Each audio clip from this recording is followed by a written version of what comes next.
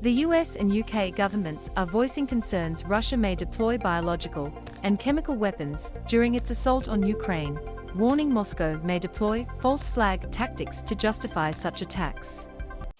Key points. The US and UK say Russia is seeking to establish a false flag to use chemical weapons in Ukraine. The US and UK say Russia is seeking to establish a false flag to use chemical weapons in Ukraine. There are calls for Russia's attack on a maternity hospital in Ukraine's south to be investigated as a possible war crime.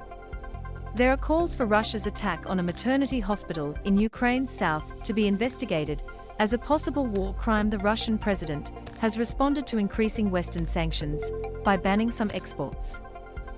Top European Union officials, meanwhile, have condemned Russia's of a maternity hospital in the besieged Ukrainian city of Mariupol as a war crime. But Russia maintains the airstrike did not target civilians. The US slammed Russia and China for spreading conspiracy theories that the US was operating biological and chemical weapons labs near the Ukraine-Russia border. White House Press Secretary Jen Psaki called the claims preposterous and said it was the kind of disinformation operation we've seen repeatedly from the Russians, and an example of the types of false pretexts we have been warning the Russians would invent. M to mute, left and right arrows to seek, up and down arrows for volume. Watch 1 minute 21 seconds 1 minute and 21 seconds. White House warns Russia could launch chemical weapon attacks in Ukraine.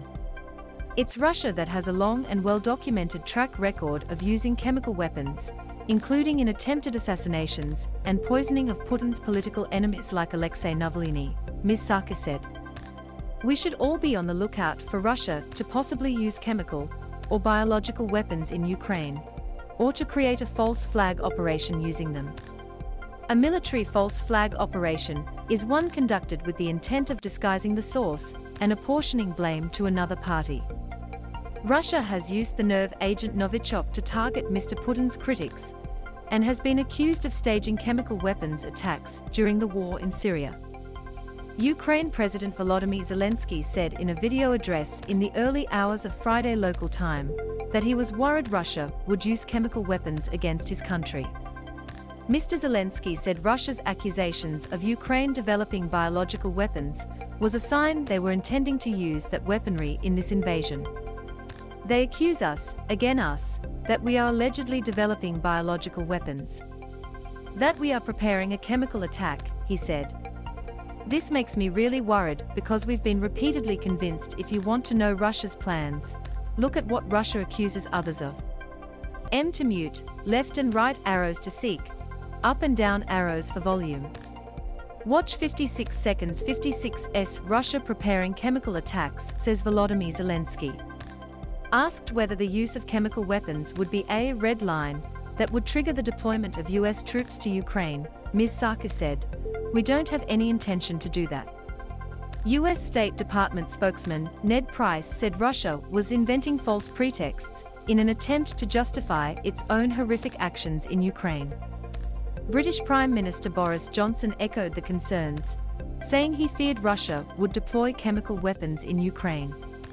The stuff that you're hearing about chemical weapons, this is straight out of their playbook, Mr. Johnson said in an interview with Sky News.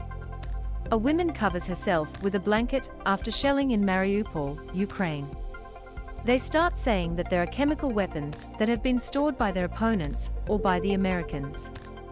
So when they themselves deploy chemical weapons, as I fear they may, they have a sort of fake story ready to go. Earlier, Russian Foreign Ministry spokeswoman Maria Zakharova said Russia had documents showing the Ukrainian Health Ministry had ordered the destruction of samples of plague, cholera, anthrax and other pathogens before February 24, when Russian forces moved into Ukraine. Ms. Zakharova said the documents unearthed by Russian forces in Ukraine showed an emergency attempt to erase evidence of military biological programs financed by the Pentagon. Loading. She provided no further details on the documents. A Ukrainian presidential spokesperson said, Ukraine strictly denies any such allegation. Like many other countries, Ukraine has public health laboratories researching how to mitigate the threats of dangerous diseases affecting both animals and humans. Its laboratories have received support from the US, European Union, and the World Health Organization. Mariupol hospital strike inhumane, cruel. M to mute, left and right arrows to seek, up and down arrows for volume. Watch 3 minutes 35 seconds 3 minutes and 35 seconds US backs war crimes investigation, as told from Ukrainian maternity hospitaling mounts. European Commission head Ursula von der Leyen and Foreign Policy Chief Joseph Borrell expressed shock over Wednesday's attack on the hospital, which Ukrainian President Volodymyr Zelensky described as a Russian war crime. Mariupol is under siege. Russia's shelling of a maternity hospital is a heinous war crime, Mr. Borrell wrote on Twitter. An injured pregnant woman is carried away from the damaged hospital. Strikes of residential areas from the air and blocks of access of aid convoys by the Russian forces must immediately stop.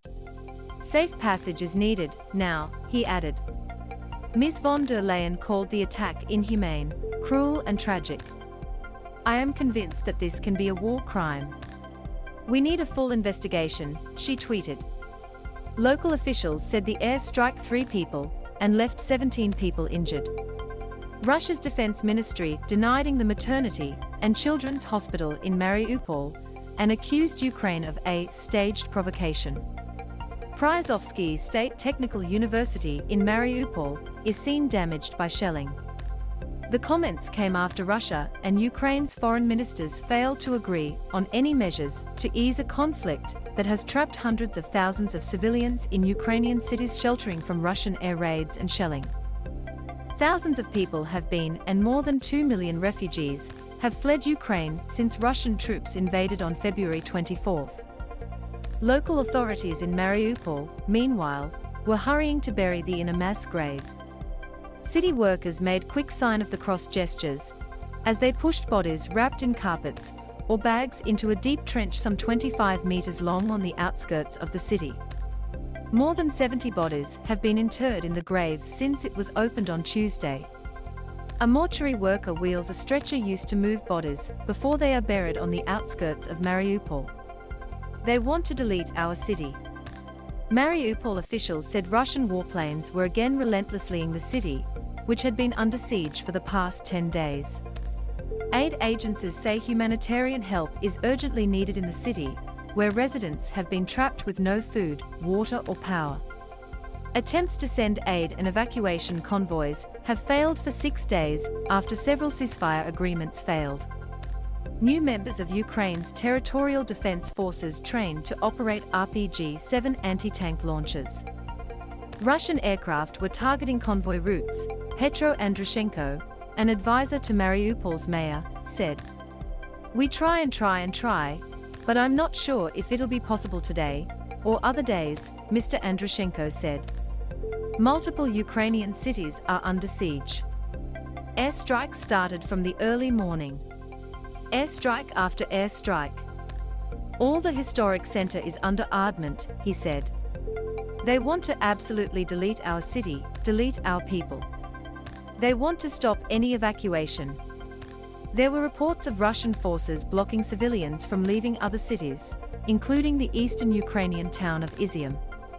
Regional Governor Ole Sinigubov said Ukrainian authorities were only able to help around 1,600 people flee the part of Izium held by Ukraine, he said in televised comments. Loading. Putin increasingly isolated as Russia retaliates against Western sanctions.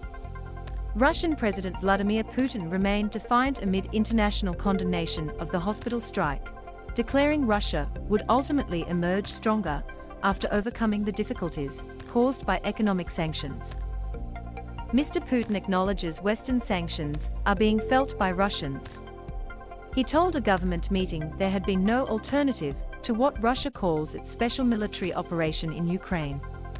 There are some questions, problems and difficulties, but in the past we have overcome them and we will overcome them, he said.